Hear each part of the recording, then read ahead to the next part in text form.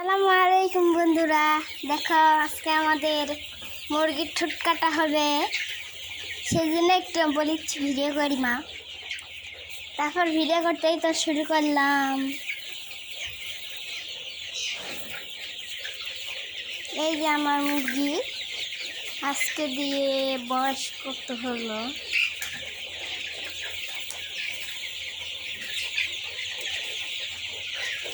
আজকে দিয়ে আমার মুরগি 8 দিন বয়স।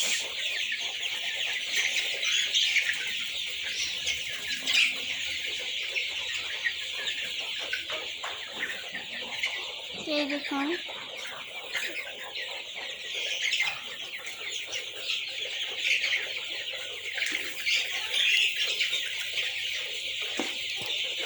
আমার মুরগিগুলো কেমন লাগছে।